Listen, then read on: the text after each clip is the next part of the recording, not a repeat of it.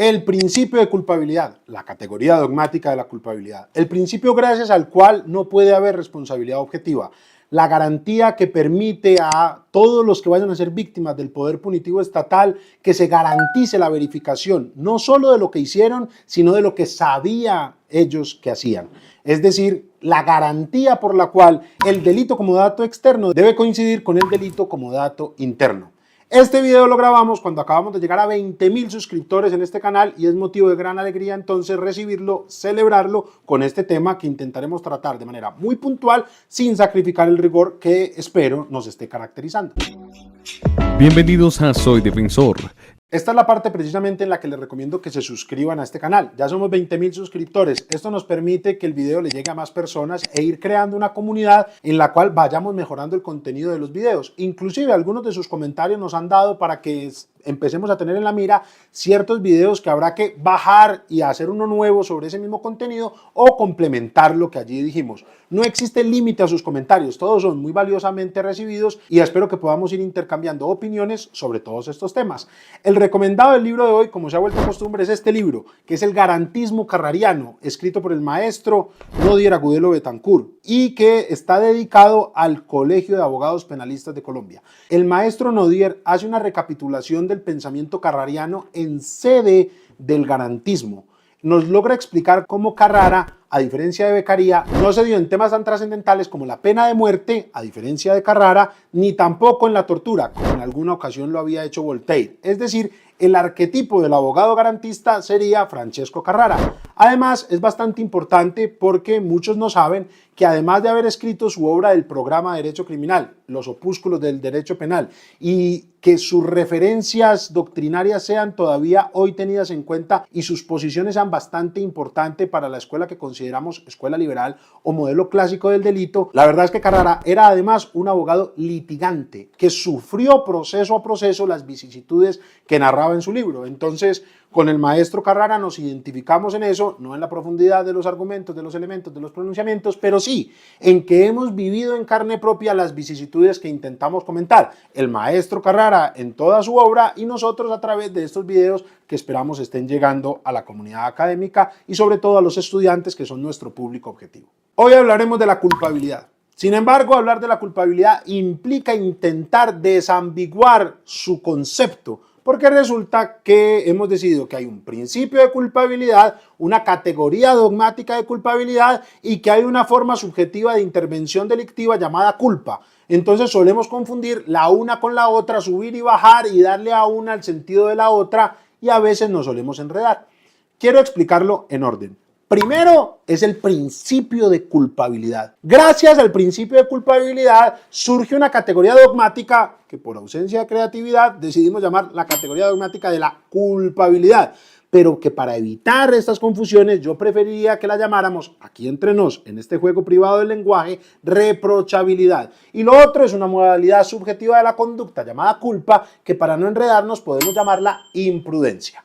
Entonces, ¿cuál es el principio de culpabilidad? Resulta que en tiempos remotos de ejercicio del poder punitivo bastaba lo que el sujeto hacía. Lo único que observábamos era si el sujeto había confrontado la norma, si el sujeto había realizado el comportamiento que estaba prohibido, si el sujeto había realizado aquella conducta que se cancelaba con pena. Si usted mató, pues le causamos la muerte. Si le dañó el ojo a alguien, pues le dañamos el ojo. Si le causó un daño en la mano a alguien, pues le dañamos la mano y así sucesivamente alrededor de toda la existencia de esta sociedad punitiva en la cual vivimos y hemos vivido por miles de años. Pero allí lo único que se verificaba entonces era la actuación externa del sujeto y su semejanza con la norma. A esto le podríamos llamar, y así lo llama el maestro Gunther Jacobs, una pena por el destino. Solo importa lo que el sujeto realiza de manera externa y no nos va a preocupar ningún estado mental, ninguna condición psicológica ni ninguna posición que el individuo tenga. Sin embargo, la evolución, afortunadamente, fue haciendo crecer el principio de culpabilidad, cuyos mayores exponentes son precisamente los grandes maestros de la escuela liberal: Carminiani, Romagnosi, Beccaria, Carrara, Voltaire. todos coincidían en que, ojo, usted no puede castigar a alguien simplemente por lo que ese alguien hace, sino que también por lo que ese sujeto sabe que hace. Es decir, para que haya delito tenemos que confrontar las circunstancias externas del sujeto con las circunstancias internas del sujeto. Y a esto, o a su contrario mejor, se le llama responsabilidad objetiva. ¿Qué es la responsabilidad? Recordemos, la responsabilidad es, como ya lo explicamos en este video, la situación jurídica en la que se encuentra una persona que reúne las condiciones necesarias y suficientes objetivas y subjetivas para recibir una sanción. La responsabilidad es sinónimo de, diría Hart, sancionabilidad. Es decir, es aquel estado en el que se encuentra quien reúne todos los requisitos para ser sancionado. Ese individuo que reúne todos los requisitos para ser sancionado es responsable. Pero esos requisitos solían ser de naturaleza objetiva, es decir, solamente importaba lo que el sujeto hacía de manera externa. Si mató a otro, si le causó la muerte a otro. Entonces, la causalidad, el objeto material, el verbo rector. El principio de culpabilidad va a agregar que esta responsabilidad no sea únicamente objetiva, sino que también sea subjetiva, es decir, que debamos verificar lo que ocurre al interior del sujeto. Allí ya va a haber unas teorías psicologicistas y unas teorías normativas que de una u otra manera lo que van a decir es, las psicologicistas en las cuales creo encontrarme, aunque cada vez están más en desuso por los diversos doctrinantes del derecho penal,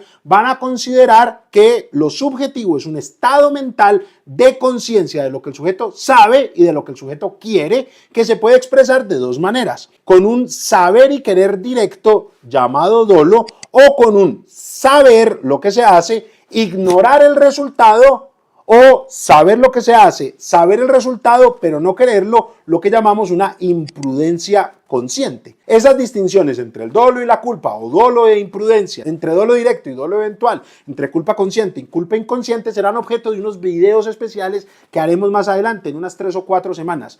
Pero por ahora bástenos saber con que una teoría psicologicista va a considerar que estas condiciones internas del sujeto están aquí, en su mente, es el conocimiento real y efectivo que el sujeto tiene. Otras teorías de corte normativista van a considerar que lo subjetivo es simplemente lo interno al sujeto en sentido de individualísimo, y eso interno al sujeto individualísimo no necesariamente es un estado mental, sino un estado de exigibilidad. Es decir, de acuerdo al rol en el que se encuentra el sujeto, de acuerdo a lo que él debía saber, de acuerdo a los conocimientos especiales que por su rol tiene, creamos un marco de comportamiento y podemos deducir internamente qué ocurre, no como estado mental, sino como requisito de exigibilidad. Entonces, para las teorías normativas, el dato interno consiste en qué se le puede exigir a ese individuo como ser individual, mientras que lo objetivo es que se le puede exigir a ese individuo como ser social. Al análisis del individuo como ser social se le llamaría objetivo y al análisis del individuo como ser individual se le llamaría subjetivo desde un corte normativista.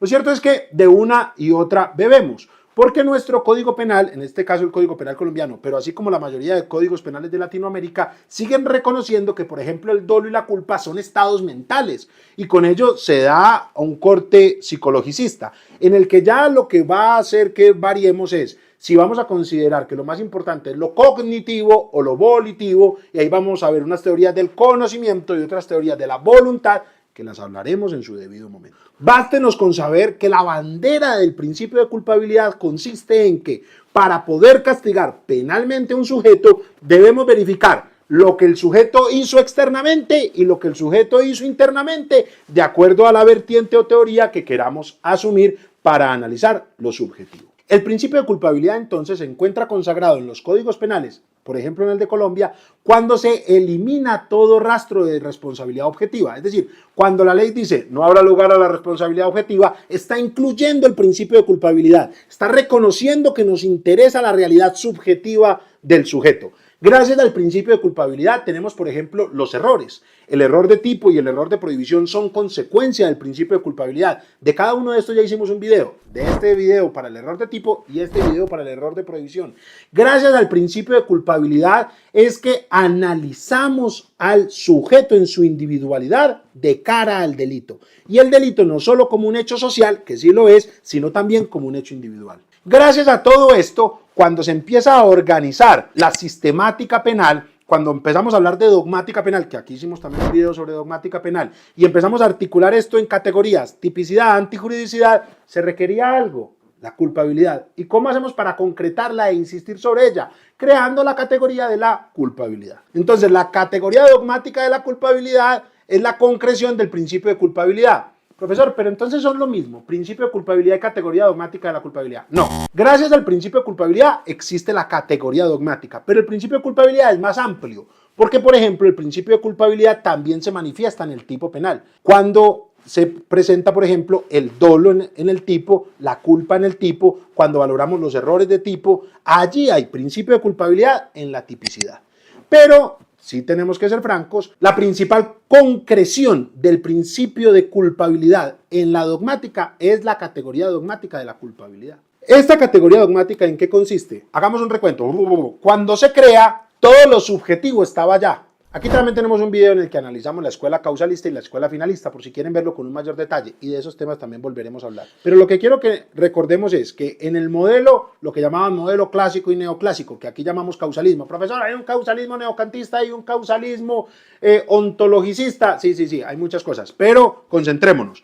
En un primer momento de la dogmática penal, lo subjetivo, es decir, lo que atañe al sujeto, se valoraba todo en una categoría llamada la culpabilidad, que se componía de verificación de la imputabilidad, conciencia de los hechos, conciencia de la antijuridicidad y la posibilidad de que el comportamiento también fuera imprudente. Dicho de otra manera más organizadita, tenía la verificación de la imputabilidad y el dolo y la culpa o imprudencia como títulos jurídicos de imputación subjetiva.